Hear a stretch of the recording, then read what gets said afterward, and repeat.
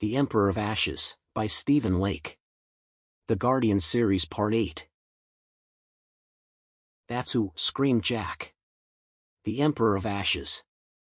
I know that because I've already had a run-in with him once before, and he's nobody to be trifled with, replied Paul.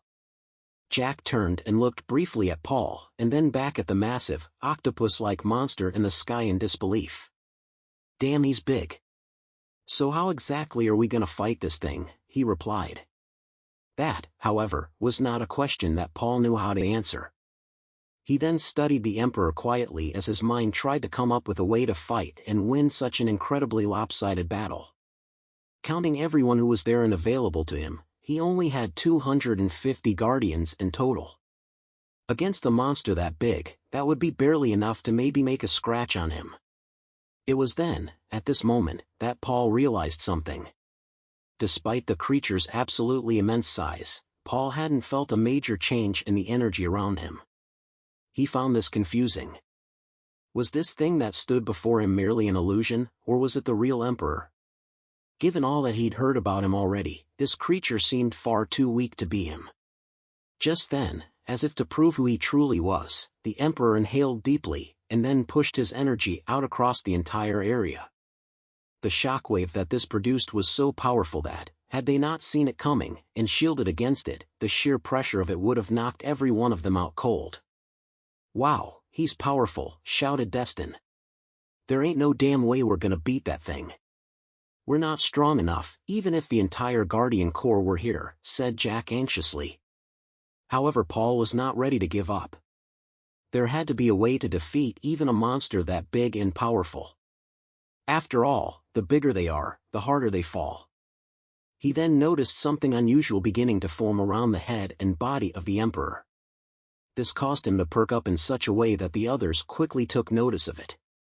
What do you see, sir? Asked Destin. If I'm not mistaken, he's surrounding himself with numerous eyes of darkness, and crimson eyes, the two most powerful monsters he has, replied Paul. Jack turned his attention back to the Emperor, and soon noticed the same thing that Paul had. He then pursed his lips incredulously. Welp, we're done, 'cause there ain't no way we're gonna make that thing die with that much firepower protecting it, he muttered. Paul pondered this briefly for several moments, and then nodded. If we're fighting both him and his army, then yes, you would be correct. I just wish we had more fighters than we have. If we did, we might actually stand a chance in this fight, he replied. Just then a powerful, deep, and familiar presence picked at the corner of Paul's mind. It wasn't long before the others felt it too, and turned back and forth in surprise as they tried to determine where it was coming from. But it was Paul who soon realized that it wasn't coming from just one direction. It was coming from everywhere. Just then Paul's communicator crackled to life. Hey, DB05631, you guys still alive? Came a voice. Paul immediately activated his communicator, and asked, who is this? A soft chuckle echoed from the other side. Let's just say that your cavalry has arrived. Upon hearing this, everyone in Paul's team looked at each other in surprise. Could it really be? Moments later, hundreds upon hundreds of other guardians began appearing around them in the sky. Paul's team looked on at this rapidly growing army of fellow warriors, and then began to shout with joy. As the number of guardians in the area continued to grow, a large, stout, brown-skinned man appeared in front of Paul. Who are you? Asked Paul. My name is Ajib. Central said you could use some help, he replied with a grin. Yes, we can. But what took you so long? Asked Paul. Central wanted to be sure that yours was the only battle. Once they told us to get here as fast as we could. So where do you need us? Asked Ajib. Paul turned and studied the battlefield around him briefly before turning to Destin. What's your recommendation? He asked. Destin, having already formulated his answer ahead of time, knowing that Paul would soon ask him for advice, turned to Ajib briefly, and then back to Paul. Containment. If those monsters get loose, we're going to have massive civilian casualties. So stopping them will be top priority, he said. I disagree. We need to take out the big guy first, said Ajib. Destin looked at Ajib and shook his head. That'll be our job. You guys will need to stop those monsters before they can hurt anyone. However, Paul shook his head as well. I actually agree with Ajib on this. Our biggest concern right now needs to be the Emperor. If he's able to fully recharge, we'll never be able to stop him. But what about civilian casualties? If we don't deal with those monsters soon, there's going to be a lot of them, said Destin. If the Emperor recovers his full strength, then it won't matter if we eliminate all of his forces, as he'll be able to easily wipe out the entirety of mankind, and we won't be able to stop him. Destin thought about this briefly, and then nodded. Understood. Then, if we're going to fight the Emperor first, we'll need to gain air superiority. That means getting rid of all the Skyrapers in the area, he said. Paul thought about this for a few moments, and then looked at Ajib. Can you handle that for us while we go after the Emperor? He asked. Ajib stared at him curiously. We can. But won't you be too weak to take him down? He asked. Paul glanced briefly at the Emperor, and then back at him. Yes, we will be. But that's not my goal, replied Paul. Destin perked up at this. You're only looking to probe him for weaknesses right now, aren't you? He asked. Paul nodded. Poke the bear, find out where he screams, and then bite down hard, he replied. Ajib thought about this briefly, and then looked at the Emperor. That may not be wise. That monster is surrounded by far too many powerful allies, he said. Destin grinned. That's easy enough to solve. Once we have air superiority, we can focus the entirety of our strength on his protectors, taking them out one at a time until none remain. Then, once all of his protection is eliminated, we can focus our strength on taking him down, he said. Jack frowned at this, and replied, define easy. He's still going to be a handful. And that's not to mention all of the eyes we'll be fighting, and they're no pushovers. Heck, the last time we fought an Eye of Darkness, it took over 40 of us to defeat it. Paul can attest to that, as he was at the same battle as me when it happened. Paul nodded in agreement. Yes, it did. But, as Destin suggested, once we have air superiority, it'll be much easier to take them out, he replied. Just then they all felt a powerful pulse of energy erupt across the area.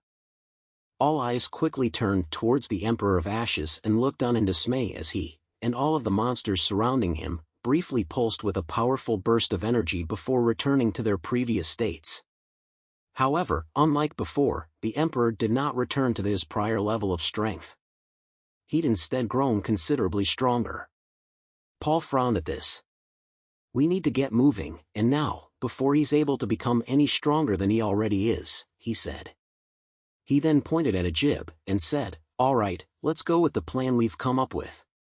You take your team and clear the skies like we discussed, and I'll take my men and poke the Emperor to see where he flinches.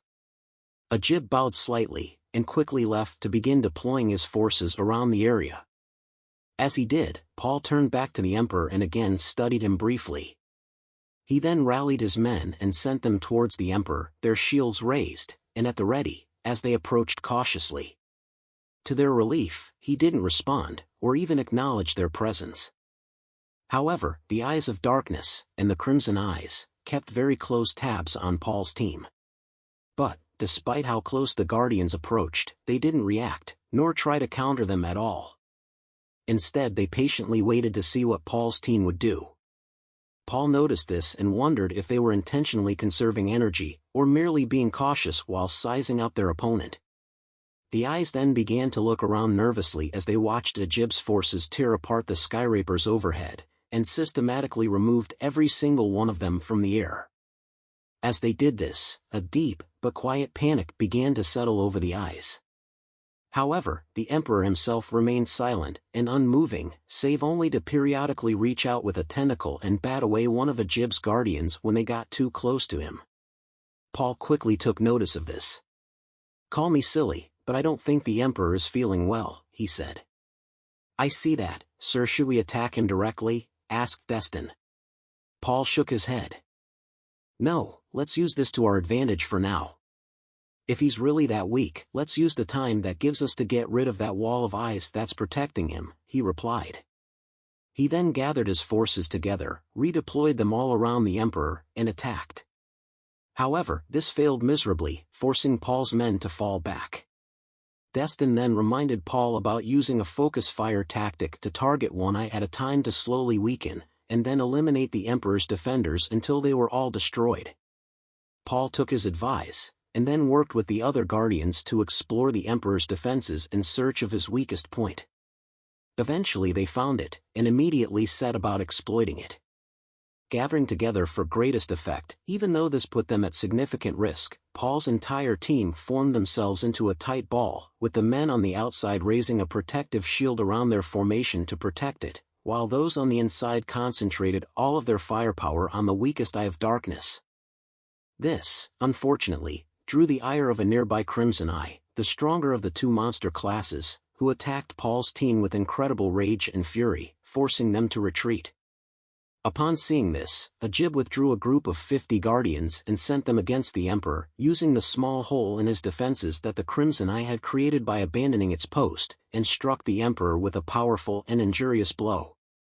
While the attack itself did almost no damage, it caused the emperor to scream in pain and lash out at Ajib's men, who immediately, and safely retreated. They attacked again, which forced the Crimson Eye to retreat in an effort to protect its master.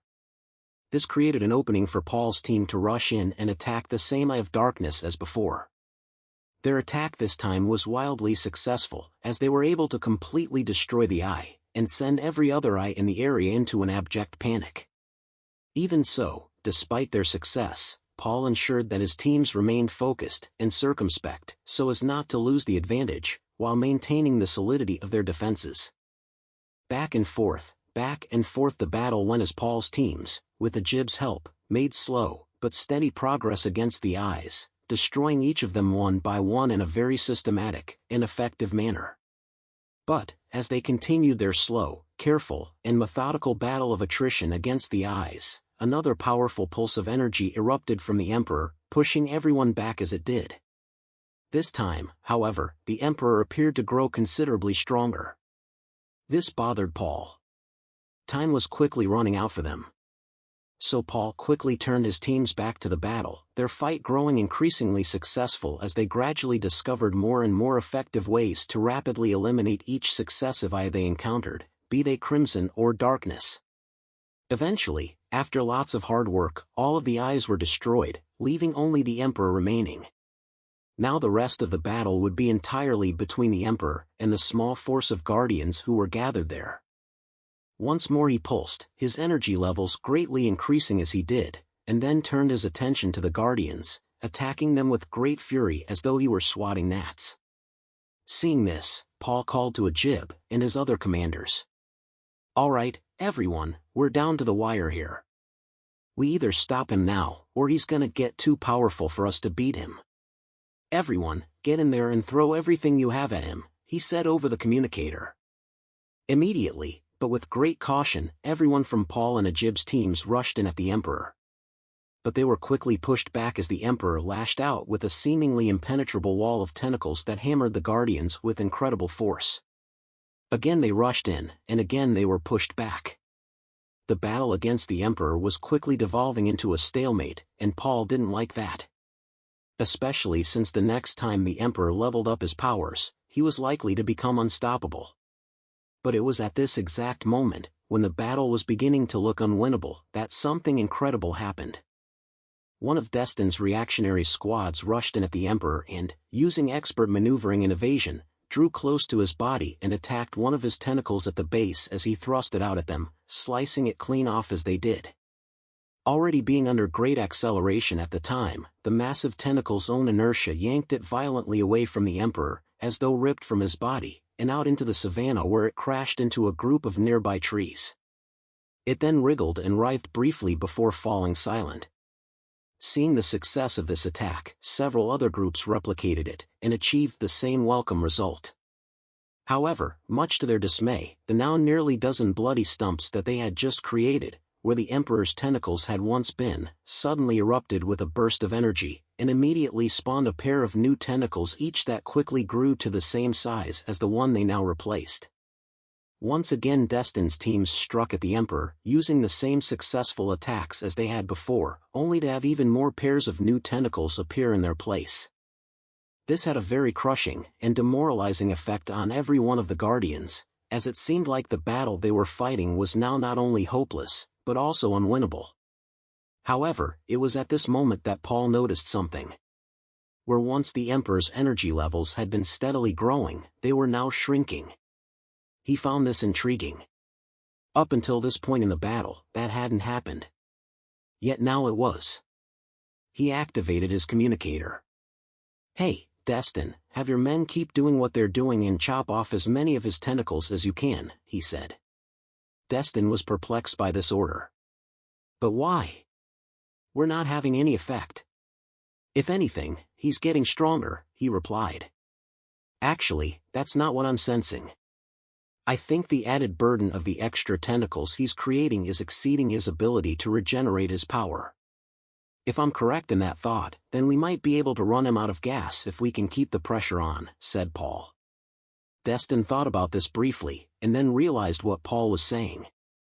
"I'm on it. See if you can get the others to help us with that," he replied. "Roger," replied Paul. He then quickly called Ajib, and explained to him Destin's plan, and how they might be helpful in bringing the Emperor down. Ajib acknowledged this and immediately redeployed his teams, who quickly set about using Destin's plan to further weaken the Emperor. And, to everyone's great pleasure, the plan worked. But, despite the success they were having, it was still a very slow and arduous process, with the Emperor fighting desperately against their attempts to weaken him. On several occasions he even tried, albeit vainly, to recover his severed tentacles to prevent the spawning of new ones, and preserve his slowly dwindling energy supply in the process. But his best efforts only ended in failure, leading to still more tentacles being spawned, which further weakened him. Eventually the burden of trying to maintain his body, or even move, became too great, causing him to collapse. No longer able to move, or defend himself, the Emperor could do little more than lay there on the ground as cut after cut, slash after slash, was thrown at him. Eventually the mere weight of his body, and its ravenous energy demands, consumed the last fleeting strands of his once vast strength, after which he closed his eyes, and died. Not long after this, to everyone's surprise, the Emperor's body began crumbling to ash. Paul, upon realizing that they had somehow defeated the Emperor, turned his attention back to the other monsters who had come with him. To protect the humans of Earth, they needed to eliminate them with all due haste. However, as they began to make chase, they quickly discovered that every last one of the monsters, save for the Rexes, were now dead. And, like their now deceased master, they had all crumbled to ash as well. The best Paul could determine for why this had happened was that all of those monsters were somehow connected directly to the Emperor, and thus, upon his death, lost any and all ability to continue living. Paul then floated quietly near the ashen remains of the Emperor and studied the now silent battlefield around him. As he did, the other Guardians spread out, and carefully began corralling the remaining Rexes together into one place to protect them from harm, while also ensuring that they couldn't harm anyone else along the way. As Paul stood near the slowly crumbling and dissipating remains of the Emperor, something strange happened. As the wind over the savannah picked up, and the ashes of the Emperor were lifted into the air and blown away, a massive black orb, like a gigantic pearl that was nearly 20 feet in height, emerged from their midst. Paul was intrigued by this, but wisely kept his distance, not knowing if this was a trap, or perhaps something far worse that was meant to ensnare and destroy him. Even though he could feel no power coming from the orb, he wasn't about to take any chances. Deciding that he needed to report this to his superiors, Paul activated his communicator. "Central, this is DB-05631. I've got something here I think you need to see. We've defeated the Emperor, and all of his forces, which have subsequently crumbled to ashes that are now currently blowing away in the wind. However, as they are, he's left behind something, well, huge that I think you need to see," he said. "DB-05631, this is Central. Please stand by." We'll send someone your way as soon as possible to investigate this. Over. Roger, Central, will be standing by. Paul then turned and again looked at the massive black orb that lay amidst the glowing ashes in front of him as he contemplated what to do next. As he did, Jack floated up to him and studied it in curiosity. "So what do you make of this?" he asked. Paul shook his head. "I don't know," he replied. "Should we touch it?" asked Jack. Paul immediately snapped around in shock.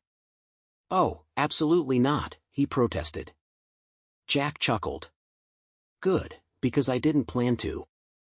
I've read enough comic books to know that you don't touch something like that unless you're absolutely sure it's either dead or inert."